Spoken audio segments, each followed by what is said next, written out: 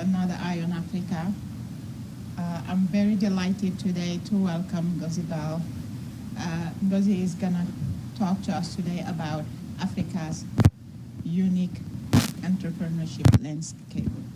So first, I'm going to tell you a little bit about our guest.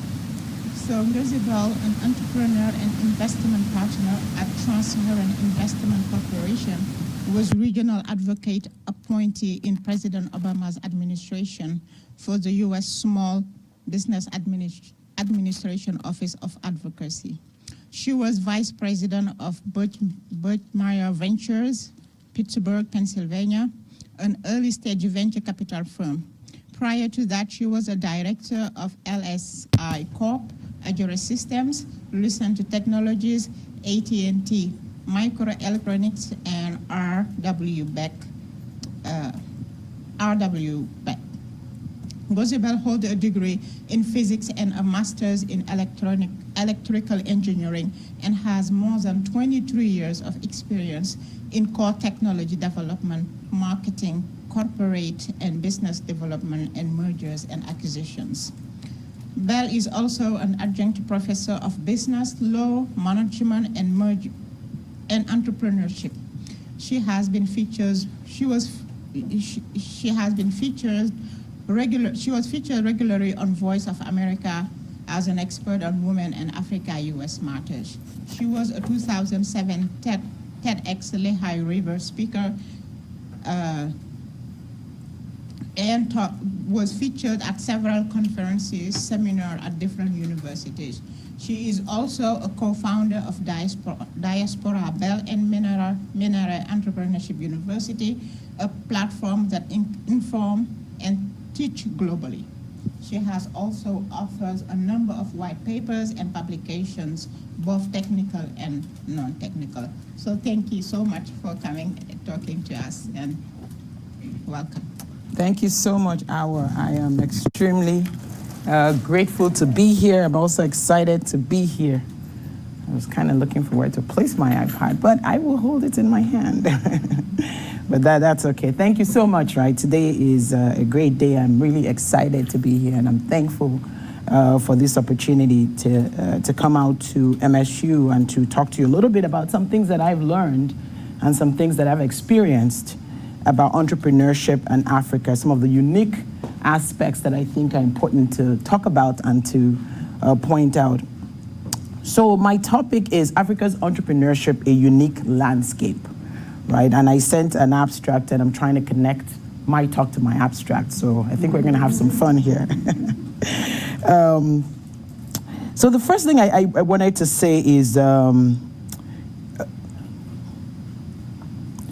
one of the things that we know about the continent of Africa is that as long as the earth has been occupied, right, Africa has always been entrepreneurial, right?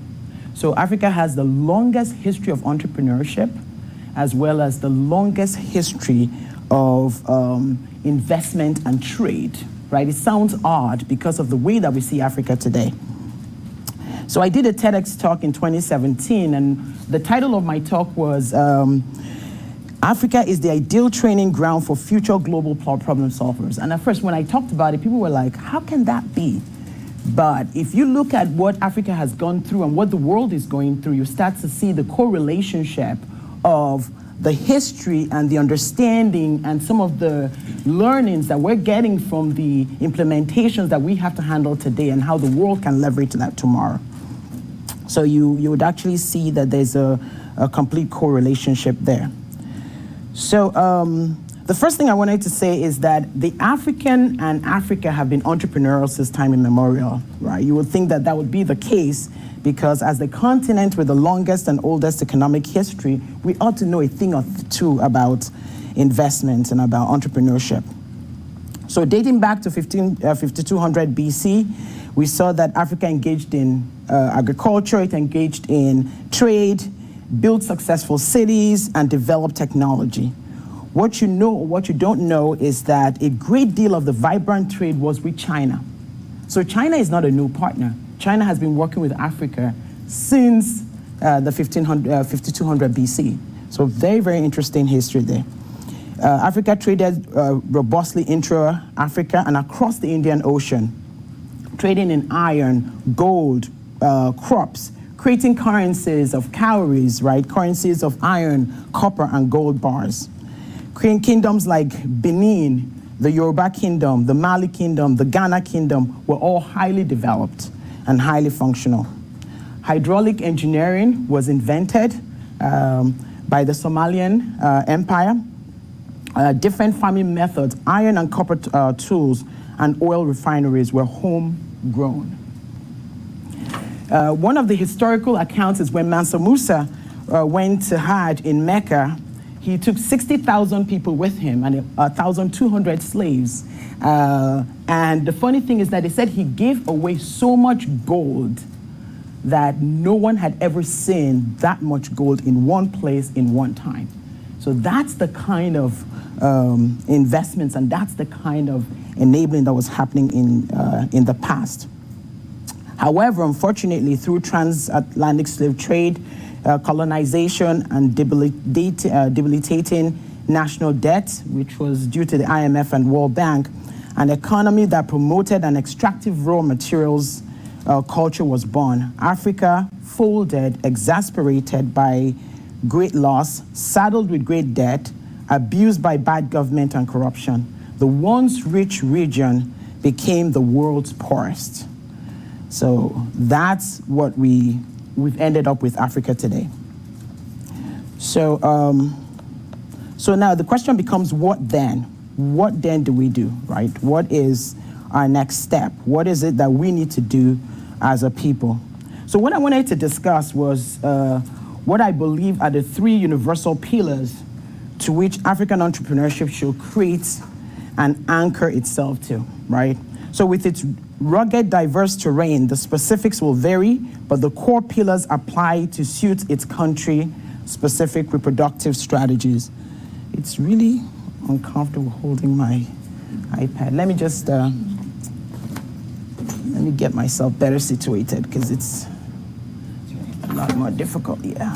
I think if I just turn this into a podium, oh, I see. Maybe if you sit down, it might be better. Or if I sit down. I just want to, hi.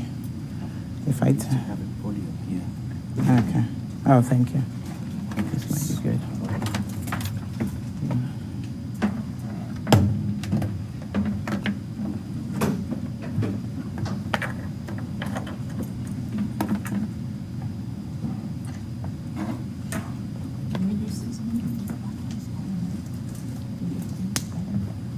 Oh, okay.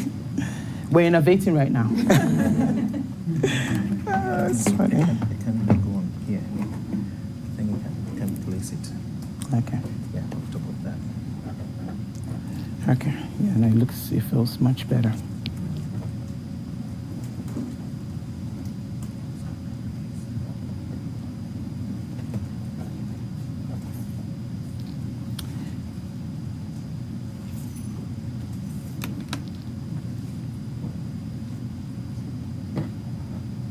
Okay, so I'm back. Okay, so I want to talk about three important entrepreneurial pillars that affect Africa, right? The first pillar is what I call the opportunity availability, right? And in that, what you do is you want to capture, identify, and exploit the indigenous opportunity that exists.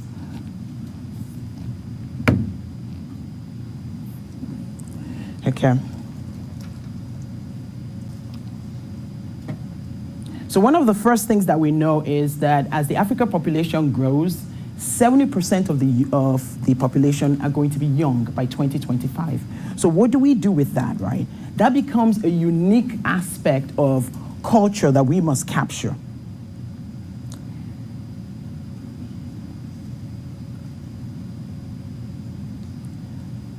Let me.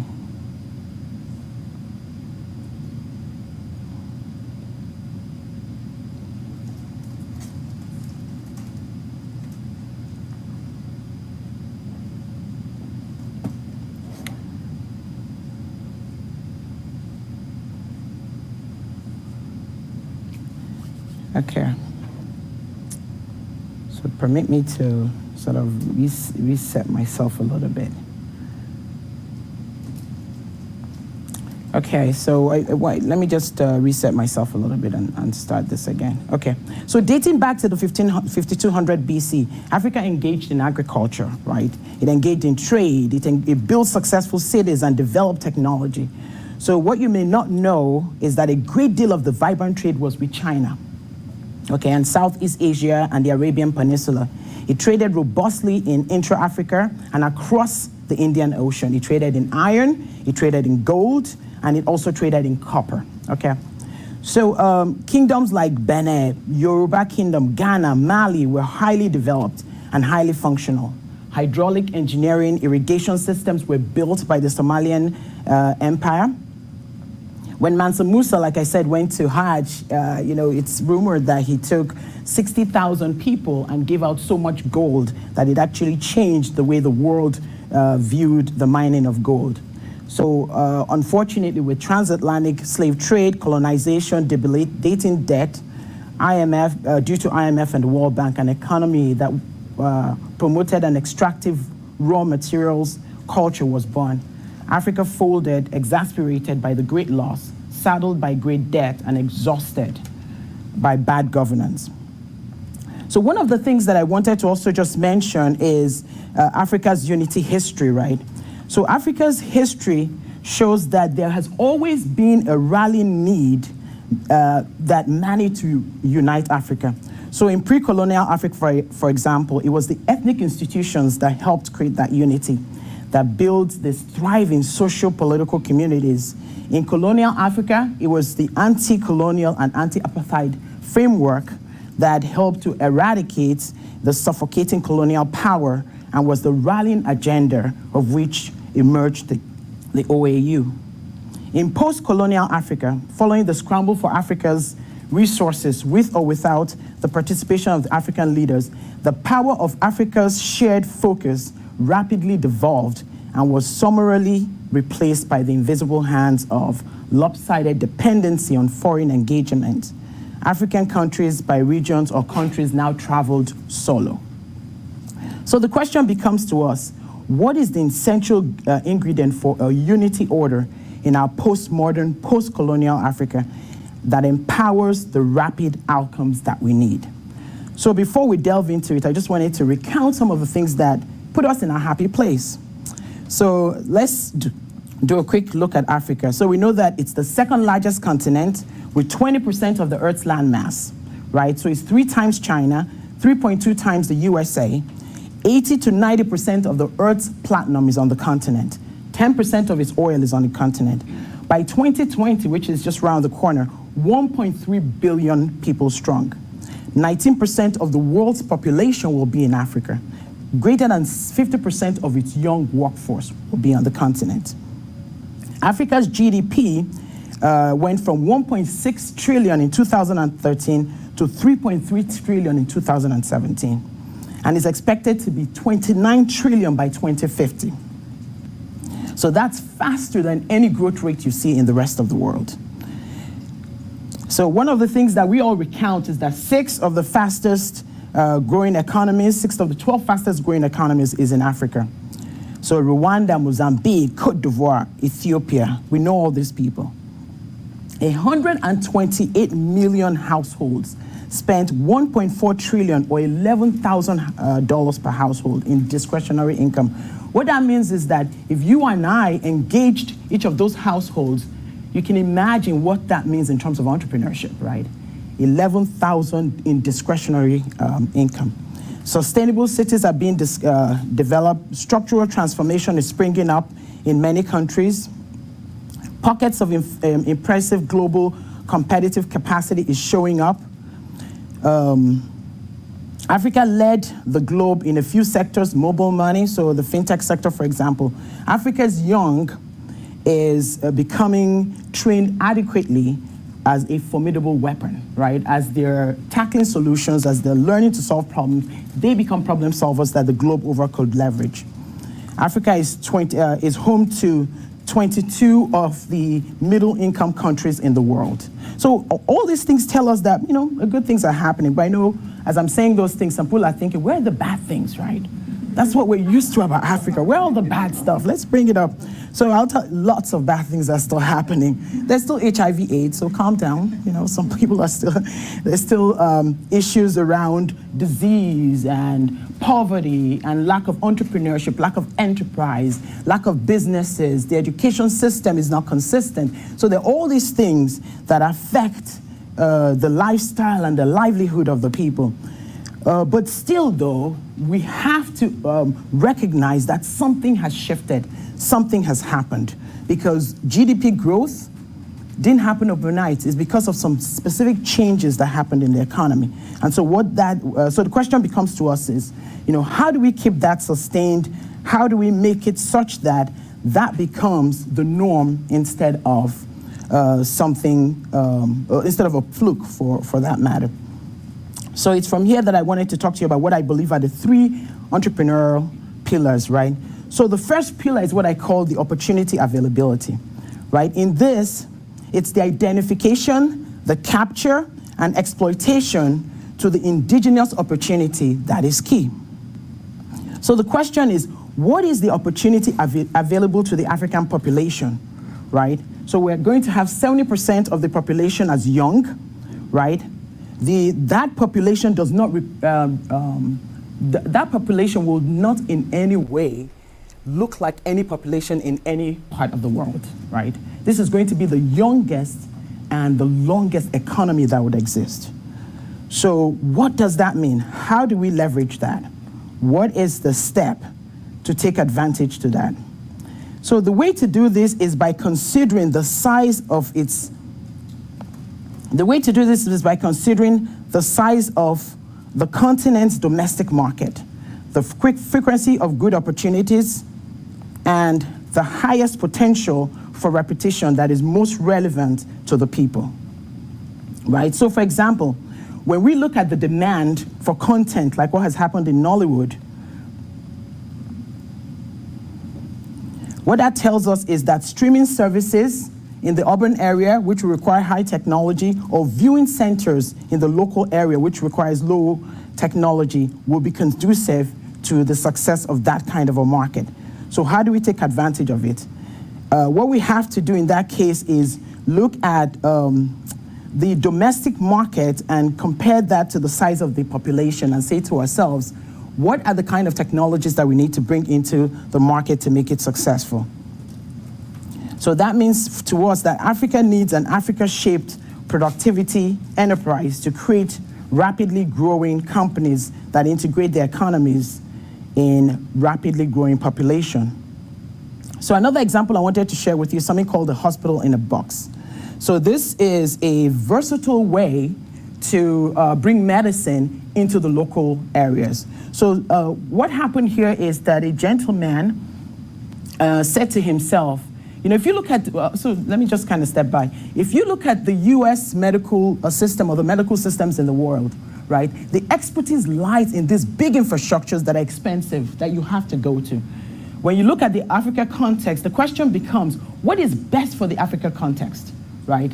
There are people who live in different areas, disparate areas, rural areas, city areas, and what has happened is we have this disparate way of delivering medicine to people. So if you live in the cities, you get better medical care. If you live in the rural areas, you don't get medical care. So instead of trying to practice Western medicine, one of the ideas that came up was something called the hospital in a box, where you have a full surgical center that goes into the rural areas on mobile clinics to take care of people. That's the kind of development that we need, right? It's low cost. It takes advantage of getting to the centers where the people are, and it also gives you the mobile effect of being able to move it from one place to the other. So that's what I'm talking about in terms of, how do we create an opportunity that's available to everyone or to as many people as possible. The second pillar is the, actually I want to mention something else. I'm sure, we've talked about this a lot and everybody kind of celebrated it and walked away. So when the Ebola issue happened and how Nigeria was able to with its own local content and with its own ability to put together a unit that worked on the eradication of Ebola, not so much in terms of eradicating the disease, but was able to rally enough people, create an ecosystem that prevented it from spreading, right? That was something that was done without the CDC, that was local and homegrown. It's being able to take this type of programs and concentrate them in such a way that you can now expand them into other areas. So the second pillar is what I call exploiting culture as a market, or the culture of the African markets. So the African market culture is characterized by peer-to-peer transactions and relational networks, right? So those networks are based on trust. It is therefore not really culturally disposed. So Africa is not culturally disposed to large imports that make, those models are unsustainable. The African macro economy had trust completely eroded from it, both globally and domestically. So once you hear it's an African-born enterprise, what do you think? Scrutiny goes up. Everybody's concerned. Is this good? Is this safe, right? Is this right? Is this honest, right? And that becomes the stigma that it has to bear. So the good thing is that there is a shift that is emerging, partially due to policy with embargo on some commodity imports, the radicalization of enterprise through technology and media, and the simple effect of the buying power. So what's the message here? Africans set up markets where people can meet and trade and banter. That's the culture, right? The currency of the African consumer in the indigenous African culture market is familiarity. So the culture of marketing for Africa is familiarity. So familiarity with the goods they purchase. This manner of analysis in human capital terms is in contrast to patterns in the West and should serve as the backdrop to the unique African consumer behavior. So when we think of an Africa-central market, we have to think of how do Africans market, right? The first thing we think about is trust. The next thing is familiarity, right? So if that's the case, how do we leverage that in creating enterprise? How do we make sure that that is what is extracted when we create enterprise? So what this means to us is that homegrown factories and manufacturers that use local content or have local proximity will thrive better and scale better and be better known and be better adapted to the culture of the African markets, instead of having cult-like impact that is not sustainable and costly. So that's our pillar 2. So our third pillar, so one of the things we have to do is really to study the consumption patterns, and that's what we should base our markets on. So our third pillar is the rapid indigenization of application of technology for value. So digital technology has demonstrated the potential and capacity to transform everything. Today, there are 5.1 billion unique mobile users. In Africa, for example, there's 747 million SIM connections, right? So 75% mobile penetration. What that has taught us is that because of mobile penetration, a lot of development has come into the market, right? People are able to communicate, companies like M-Pesa, M-Kopa, Wooth, Irombo, right? Companies that are able to now take advantage of this digital penetration to create businesses or create communication that allows their companies to thrive. Nearly 51% or 50% of the world is online. And what we believe is that about 70% of Africans who are mobile networks will be converted to having a digital presence. So what does that mean? What does that mean for us? So what that tells us is that the digital infrastructure that has been developed is largely characterized by large investments and long amortization times. Africa's engagement will be to become early adopters. So Africa doesn't need to be the developer of the technology. That's not what it's about today, right? Instead, they can become early adopters. They provide the ability to control the last mile. That's what we're beginning to see.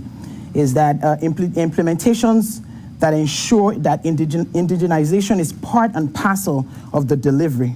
This is far different from the dumping ground mentality this time. What that means is that in the past, when technology was brought over to Africa, it was dumped on Africa. Africa had to use it the way it was developed. What we're beginning to see and what the opportunity now avails to us is that with the fourth industrial revolution, Africa now has an opportunity to access technology and indigenize that technology for itself. So there's a company that we work with that is called Liquidnet. Liquidnet makes blockchain technology. How many of you are familiar with the blockchain technology? Okay.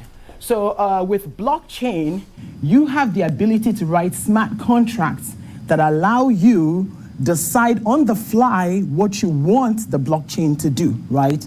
So blockchain is the technology that also enables us to have digital currency. So the application most people are familiar with is Bitcoin, right? But blockchain can be used for all kinds of technologies. It can be used for contracts. It can be used for monitoring. It can be used to pretty much, it can be used as the backbone of the financial sector, for example. So you can sit anything on the blockchain and then create the connectivity that you want. So this company that we're partnered with, Liquidnet, has created the most flexible, most integrated blockchain technology. It's the only blockchain technology solution today that is compliant with all the regulations that exist today. You can do, they have integrated KYC, which is know your customer, which are some of the compliance requirements that banks have to do. They've included AML, which brings the trust issue and takes away the stigma of feeling like you're not a trusted network. However, what the beauty of the blockchain, the beauty of what they've done is this consideration that it's important for Africa to own its own last mile. So when you use their blockchain, right, as your backbone, what they enable you to do, what the blockchain enables you to do is that we can now write specific smart contracts that solve problems that we care about. So that blockchain solution can be adapted specifically to the need of the application that you're putting onto. So that means it becomes your solution. You can adapt it to become your solution. That's the trick. That's what becomes the game changer. So it no longer matters who developed it. It's who applies it and how they apply it. That's where the difference comes. And that's the kind of technology engagement that Africa has to have. So what Pillar 3 allows us is this direct access to healthy competition for the African market within the world economy. The globe needs Africa to emerge authentically. It is currently the longest possible market because of the youth volume dynamics. So its success in this age benefits the globe. So the terrain of Africa to which it has to innovate resembles a coarse level of the inequity of the rest of the world terrain. Right? What that means is what Africa is facing today, the world will face tomorrow, or the world is already facing in some parts. So if that's the case, let's look at some of those issues, right? So one of the issues is inadequate healthcare and disease management and prevention schemes. So you look at Cambodia, you look at India, you look at Ukraine, you look at the US, right? We just experienced some small resurgence of polio and even hepatitis. You look at China. The other thing you look at is the income gap, the widening between the rich and the poor. That's happening here. That's happening everywhere too. The aging labor force. Then you look at things like nuclear armament, the issue of peace and conflict. We see that in North Korea. We see that in Iran. You look at globalization of terrorism. Same thing happening in Africa is happening here. Natural disasters doesn't know any continent. It affects all of us. Inadequate food and water production. We're seeing food deserts in many cities and countries of the Western world. We're seeing it in Australia, in areas of California, right, having water issues, Israel, Pakistan, Qatar. We see the ever-increasing energy demands for growing economies like China and India. So given all those similarities, the truth is that whatever Africa is solving, whatever problems Africa is dealing with, truly they're global problems. So it behooves all of us to have an interest in its solution. So another thing I wanted to point out was regarding scalability and social entrepreneurship, right? Which are right? So the social conscience and social capital and the new authentic leadership that emerges because Africa becomes co-led by the people, by its own people, right? So what that means is that when there's a social conscience to the way that entrepreneurship is applied, the opinions will matter. The opinions of people will matter. The perspectives of people will matter. Nations can create a social conscience that beats with the heartbeat of the people. So in the next decade, what I believe is that the real divide between rich and poor, it's not going to be about where you live or where you come from or who you are. The real divide is really going to be about your access to information, right? The rich will be those who can access information, those who can tap into the fourth industrial revolution. Because what the fourth industrial revolution is really this convergence between technology and application, right? So you have the ability to use artificial intelligence. Artificial intelligence and neural networks have been around forever, right? It's your ability to use virtual reality, augmented reality, Internet of Things, right? Build this smart city so that everything is connected and everything is leverageable, right? It's your ability to use blockchains and be able to make these amazing decisions that affect all sectors of life, right? But at the heart of it is this convergence between application and technology to accelerate the experiences that all of us have. So if that's the case, then what really differentiates entrepreneurship will be those who have access to that information, those who can leverage that information, right? And so that has to be the fight for entrepreneurship, right? The fight to get on, the fight to be connected, the fight to be able to access information. Because you know what? If there's anything I don't need, I go on the internet. I take a MOOC. When I take a MOOC, I learn that thing. When I learn that thing, then I can do that thing. When I can do that thing, I know that thing. And then when I can apply that thing, it becomes mine. So irrespective of where it came from, irrespective of who developed it, it's mine once I can use it.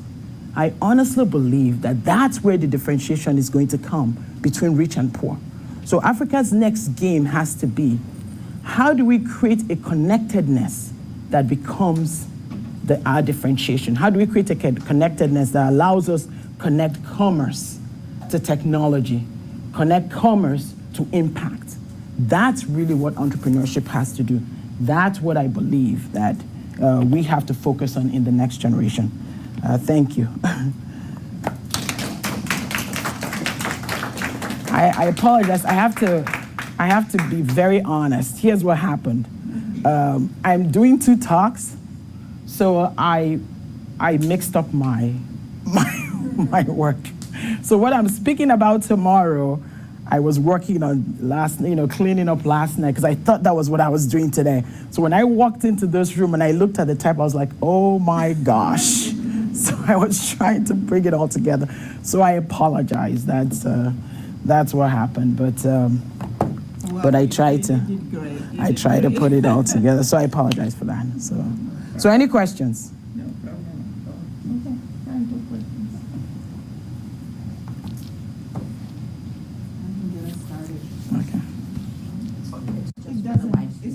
Oh, okay.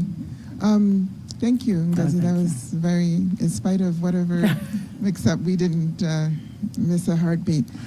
I'm going to ask you an obvious question that may not be too obvious. Whose responsibility is it to ensure this connectedness?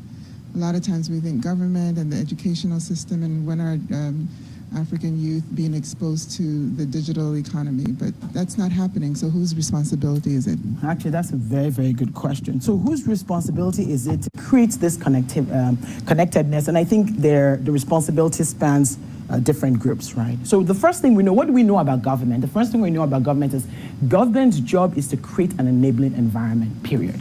Government is not to be the investor. Government is not supposed to create outcomes for us. They just create an enabling environment.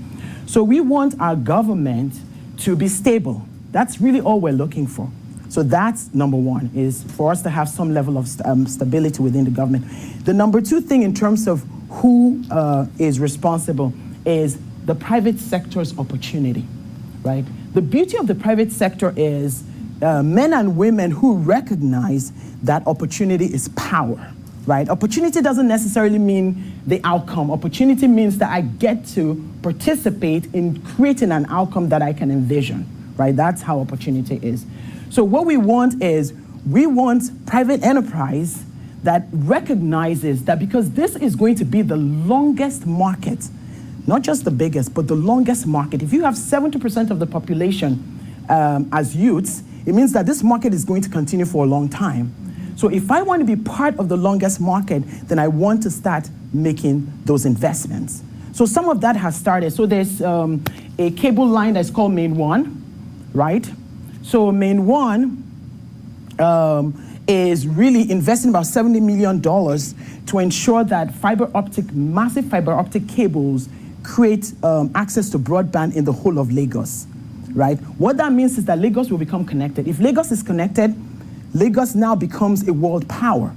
Because honestly, connectivity is what the next generation world power is going to be about. So it's private enterprise. It's private enterprise partnering with the institution. It's the young kids that we see every day who are trying to develop content that will sit on those institutions. So it's a joint responsibility, but I believe that the biggest bulk of it really lies with private enterprise that understands the power of what this unleashes going forward and making that investment to unleash the potential of those who would perform ultimately, leveraging those pipelines.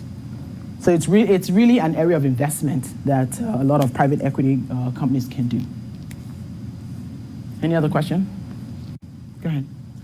Thanks for your wonderful. It wasn't wonderful. Don't flatter. Thanks so much for your. That was better. really, at least it's really wonderful for me. And Okay, thank you. I appreciate So I that. do a lot of work. I do a lot of projects for food security in Africa. Okay. And I've traveled there, and it's great to hear about your perspective on entrepreneurship for the future development. Thank you. So you talked about Africa as a whole and the opportunities and the direction. So could you address maybe some of the differences among the country and what's special for some of the countries and what are the challenges and maybe and the differences they're doing? Okay, good. So that's actually also a very important thing because it's not a one-size-fits-all. So that's what you're alluding to, and that's absolutely true. So one of the things that we're seeing is, in the talk tomorrow, that's part of what I'm going to talk about, is that when you look at the landscape of Africa, right, initially we had a lot of money coming into the continent, for example. So a lot of the big private equity guys came in and they finally all left. They left, right? And so you have this next generation of private equity that is more right-sized for what's happening on the continent. But what that unleashed is that a number of countries that are more technologically advanced, so you look at Nigeria, you look at Kenya, you look at South Africa, for example, you look at even countries like Botswana, Rwanda. What they've done is that they've taken on the mantle for technology development, right? So one of the things that are extremely important before you can actually attract investors and attract favor, apart from what you have to do with the government, making sure you have a good government, making sure it's stable, is that you have to create an ecosystem, right? There is no investor that will come to a place where there's an ecosystem because it means there's no support. It means there's not going to be any sustainability. So these countries that I named have started creating that ecosystem. They're creating it by creating these, what do you call them now? We call them accelerators here. Accelerators and innovation centers, right? And what those areas, so those countries I called specifically have really mastered the ability to create these innovation centers, and they're weeding out the innovation centers that are not as effective. So if you go, for example, now to Lagos, so Lagos, for example, Lagos has, Nigeria has like 85 of those innovation centers, 40 are in Lagos, right? But when you walk in, you see centers where people are really trying to, ensure that the resources that are needed are there, the right people are there, the training tools that are needed are there. So all the pieces that make the ecosystem work is there. So that's one of the things you see. When you start moving to countries like Lesotho, I'll tell you a story there. One of the things that they've done well is that they have a vibrant, many people might not know, textile industry. And what they did that was so smart is they brought in technology to help with logistics. So the ability to say to yourself, this whole thing of high technology skills and low technology skills can actually be empowering if we exploit it properly. So we're going to have the local artisans that make the fabric. We're going to converge them into a center so that they can make this amazing fabric, right? And we'll monitor them and make sure that there's some level of sustainability, the supply chain and all that. Then we'll use high technology for logistics so that those textiles will get to wherever they need to get at the right time. And they can get exported if they need to do that. So that's one of the things there. So you see these pockets of engagements. Another story with respect to a pocket of engagement is Namibia, right? How many of you know that the US imports beef from Namibia? Nobody?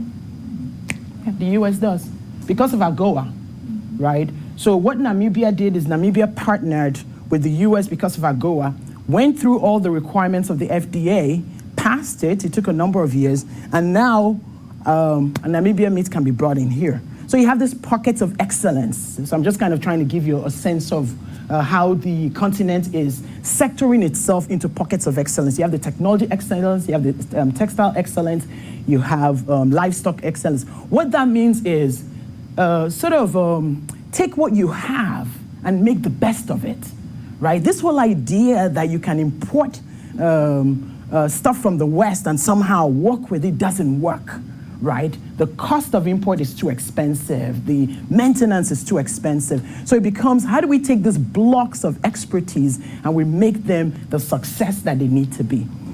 So now in terms of issues, because we all, Africa, if you talk about good, you must talk about the bad. You must. So the issues are still the same, quite honestly. The biggest issue is still infrastructure development. But I like some of what is emerging right now in terms of the way that infrastructure is being engaged on. So most of what different countries are doing is PPP, public-private partnership, because they truly cannot afford to undertake major infrastructure developments, right? Why? Because Africa doesn't have a tax base. Most countries in Africa don't have a tax base. Very few countries really have a process to collect taxes that you can apply to major infrastructure development, just like you do here, right? So because of that, infrastructure development has to come from these public-private partnerships, right? So Nigeria, for one, is engaged in it. Ghana is engaged in it. That's why people say, the Chinese are coming, or the Chinese have already come, but the Chinese have always been there, right? I kind of walked you through the history of Africa and China, that this is not a new thing, right? So they're using PPP, they're using bots. I'm sure most of you are familiar with the BOT, build, own, transfer. That's the typical model, and that's a model that China is very, very familiar with, right? Where they'll come in, they'll make the investment, they'll build the infrastructure, whether it's roads, railroads, roadways. They'll build the infrastructure, they'll hold on to it for a while, and then they'll either lease it back to the country for a fee, or they will run it, collect their revenue, and when they've made their money, then they hand it back over. So infrastructure is still one of the biggest issues, and until that is resolved, you would never be able to have the transfer that we need to have. Go ahead. So you talked a bit about the Fourth Industrial Revolution, and I've seen that a number of countries in Africa are really getting up to speed with that and getting on board. But where is higher education in this process? Are they engaged in this? Are we getting the right trained entrepreneurs, the young people? Are they being trained properly to be aligned to this new way of where the world is heading? Actually, that's a great question. What has actually happened is with education is extremely interesting, right? So you look at some of the older universities that have always been the flagship universities. So you look at, for example, Nsukka, You look at Ife in Nigeria for one, then you go to Kenya. The big thing that is happening is that the relationships that are forming for the next generation development is not forming with those universities. There is a crop of new institutions that are now the flagship companies that are thinking out of the box. Those are the people who are going to be game changers. So one of the schools that I used to partner with is a school called African University of Science and Technologies, one of the NMI University. And the research that's happening there is commensurate to research that's happening anywhere in the world. 90% of their faculty come from all over the world. I was actually the only non-PhD that was on faculty there. They have people coming from Harvard, Stanford, Oxford, everything. So they merged their professors with professors from all over the world, mostly diaspora professors, and they create these learning centers of excellence. So they're doing cancer research. They're looking at different ways to generate electricity, even on campus, because how many of you know what NEPA is in Nigeria? Okay, so NEPA is an institution that doesn't like to give you light. Just joking.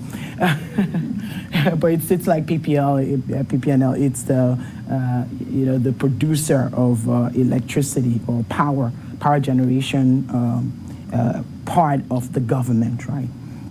And because of the inconsistency of energy, they produce energy on campus to sustain themselves.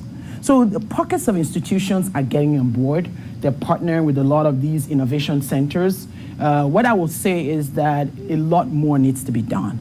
The connectivity needs to be stronger. The older universities need to be more integrated into it, right? I know that, for example, IFE was doing work with a university in Brazil on energy, looking at sustainable types of energy, looking at biomass in a way that's a little bit different from the productions that we're doing today. So there are pockets of activities that are happening, but a lot of the newer institutions are more the people that are making this brazen effort to change the game. So that's kind of what we've observed. Any other question? Go ahead. So you spoke about creating an ecosystem of investment and entrepreneurship. And I'm a firm believer that that is actually how you become sustainable and you drive development. But my question is, how do you actually build that ecosystem, right? I think, sure, we attract investors, but it feels like a long time horizon that it actually happens. So what are like things that I think we as people here can do to actually accelerate how that ecosystem is being developed? I love that question because you just asked yourself the question that you should be answering for yourself, which means you get involved. By the way, the investors I'm talking about, 60% of them are homegrown investors. They're not foreign investors. They don't have the kind of capital that some of the bigger foreign investors have, but they have the right sized capital for the solutions we need. You know, when you work in Africa, you have to look at Africa in context, right? You can't do Africa the way you do the rest of the world, right? We're not looking for, it's not the 50, the 100 million, the 200 million type of investments are not many. And the competition for them is really big, right? Between the PPP engagements, a lot of the few big investors that are involved in that, you can't get in. That's why Carlyle left. That's why BlackRock left. That's the reason why they left. There just was not enough juice for them to participate. So that ecosystem is built by us, right? It's diaspora, it's local enterprise getting involved in these innovation centers that we're talking about. It's you having an idea and taking that idea to the innovation center and starting to work on it, starting to build a team around it, partner with a university that is doing some research in that area and trying to leverage some of the work that they've developed instead of trying to look for it elsewhere. So we're the ones building it, right? And it's you also learning to partner with some of the international bodies that can make the difference so that you have the opportunity to expand that footprint. So it's a whole different mindset and a whole different dynamic. It's not us looking for someone to come in to do this. It's us looking at the resources that we have. So for example, the number of angel investors that are around, and just to be an angel investor in the US, you have to be an accredited investor, which means that you have to have $1 million in assets outside of your primary home. That's the requirement. But I know, that sounds big, but you can have angel clubs that are non-accredited, right? The number of people who put themselves together, put together $10,000, $20,000, and they fund a project. We do that here, right? That's what angel groups do. That's what investment groups do. It's having these pockets of ability to loosen capital and to get them into different places. And then the other side is also that people are beginning to raise money. The minute that we right-sized our funds and stopped trying to raise 300 million and 400 million because we're excited, because everybody was like, this is the last frontier, everything is happening here. So everyone was flying in and everybody was looking for $300 million. When people start looking for $10 million, $20 million, $30 million, they start closing them. The biggest fund right now, private equity fund, is $167 million. Compare that to the $1 billion, the $5 billion, the $30 billion that BlackRock came in with. So compare that.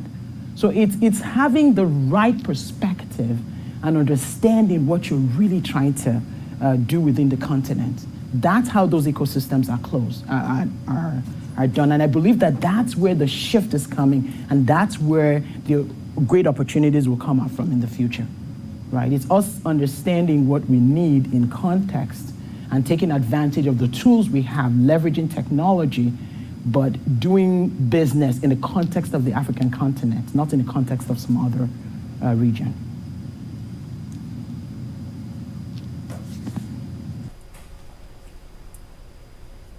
Any other question?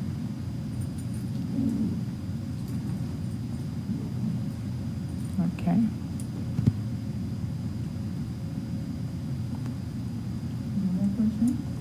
Well, thank you very much. Thank you so much. Wonderful. Thank you, and thank you everybody for coming.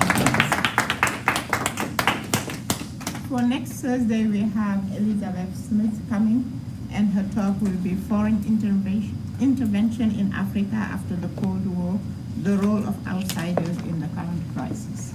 So if you're interested, it's going to be here next Thursday. Thank you again, everybody, for coming. And thank you so much. Thank you. I appreciate it.